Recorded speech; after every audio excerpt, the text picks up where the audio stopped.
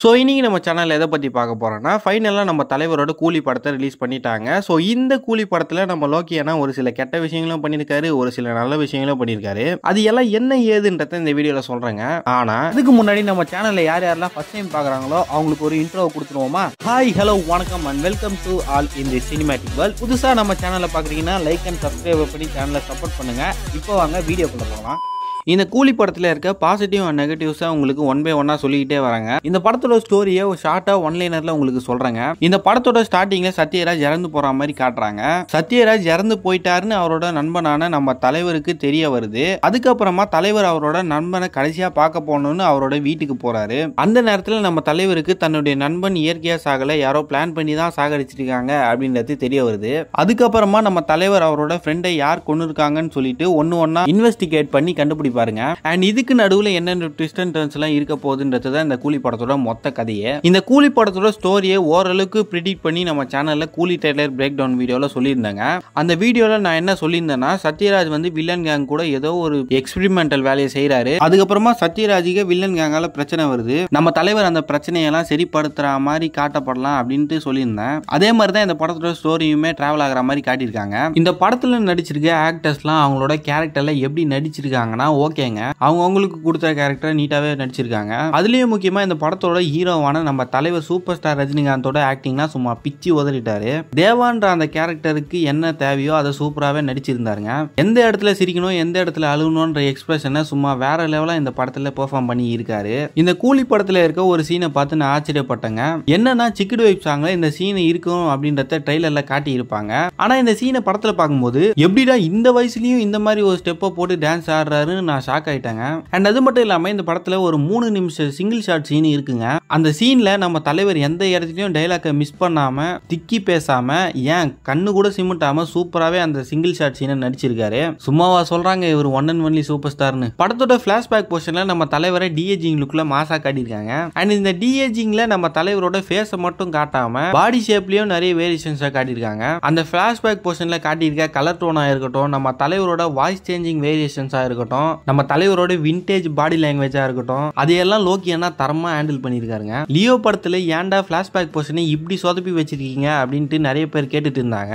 அந்த சொதப்பல் எல்லாம் இந்த கூலி படத்திலயும் வரக்கூடாதுன்னு லோக்கி அண்ணா பிளாஷ்பேக் போர்ஷனை கொஞ்சம் ஜாகிரதையாவே ஹேண்டில் பண்ணியிருக்காரு. இந்த பிளாஷ்பேக் போர்ஷனால இந்த படத்துக்கு எந்த பிரச்சனையும் வராது. அண்ட் இந்த படத்தோட வில்லனா நாகார்ஜுனாவோட கேரக்டர் எப்படி இருந்ததுன்னா, அவருக்கு கொடுத்த ரோலை நீட்டா பிளே பண்ணியிருக்காரு. நாகார்ஜுனா அவரோட இன்டர்வியூஸ்ல எல்லாம் என்னோட கேரக்டர் இந்த படத்துல ரூத்லெஸ்ஸா ரொம்ப கொடூரமா பயங்கரமான வில்லனா இருக்கும் அப்படின்ட்டு சொல்லிட்டு இருந்தாரு.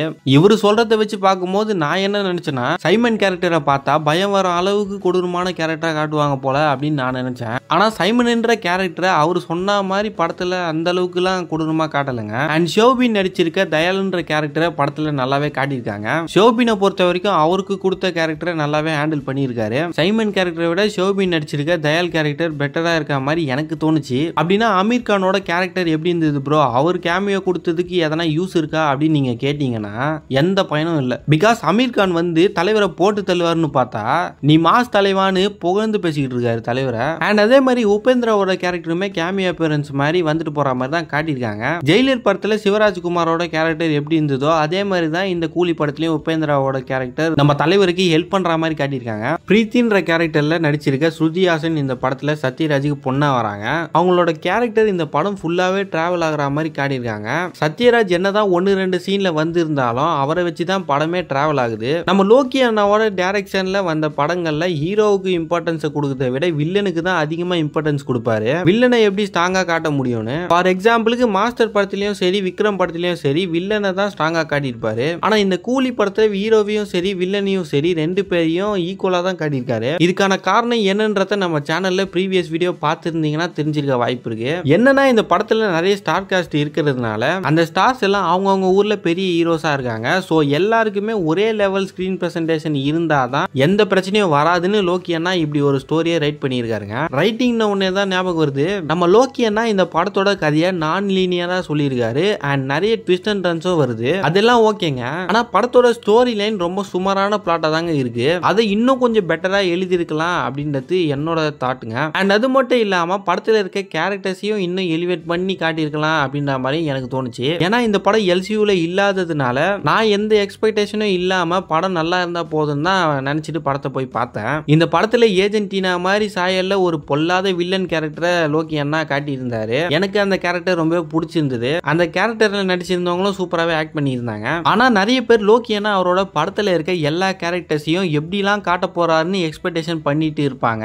அவங்களுக்கு எல்லாம் டிசப்பாயிண்ட் ஆகி தான் இருக்கும். இந்த கேரக்டரை தவிர கூலி ஆடியோ லான்ச்ல நாகார்ஜுனா ஒன்னு சொல்லியிருப்பாரு, ஒரு கூலி படம் ஈக்குவல் டு 100% லெவல் ரேஞ்சில் இருக்கும்னு. ஆனா அவர் சொன்ன அளவுக்குலாம் இல்லாம ஓரளவுக்கு மேட்ச் ஆகிற மாதிரி படத்தை நீட்டா லோக்கி அண்ணா கொடுத்துருக்காருங்க. லோக்கி அண்ணாவோட படங்கள்ல 2 விஷயம் தவறாம இருக்கும். ஒன்னு பிரியாணி சீன், இன்னொன்னு ரெட்ரோ சாங்ஸ். இந்த ரெண்டுமே இந்த படத்துலயுமே லோக்கி அண்ணா வச்சிருக்காருங்க. படத்துல பிரியாணி சீனை பெருசாலாம் காட்டியிருக்க மாட்டாங்க, சும்மா சீன்லயே வந்துட்டு போயிடும். அண்ட் ரெட்ரோ சாங்கை பிளேஸ் பண்ண விதம் ஓகே, பட் அந்த அளவுக்கு ஒர்க் அவுட் ஆன மாதிரி எனக்கு தெரியலங்க. நீங்க படம் பார்த்துருந்தீங்கன்னா அந்த ரெட்ரோ சாங் உங்களுக்கு ஒர்க் அவுட் ஆச்சா இல்லையா அப்படின்றத மறக்காம கீழே கமெண்ட்ல சொல்றேங்க. இந்த படத்துல மியூசிக் அண்ட் பேக்ரவுண்ட் ஸ்கோர்லாம் எப்படி இருந்ததுன்னா, அனி ப்ரோ அவரோட ஒர்க்கை நல்லாவே பண்ணியிருக்காரு. ஆனா ஒரு சில இடத்துல எல்லாம் பிஜிஎம்ஸை இன்னும் கொஞ்சம் நல்லா எலிவேட் பண்ணி காட்டி இருக்கலாம்னு தோணுற அளவுக்கு தான் இருந்தது. சிக்கிலோ வைப் சாங்லயும் மோனிகா சாங்லயும் காட்டியிருக்க விஷுவல்ஸ் எல்லாம் பார்க்கும்போது எனக்கு ரொம்பவே பிடிச்சிருந்ததுங்க.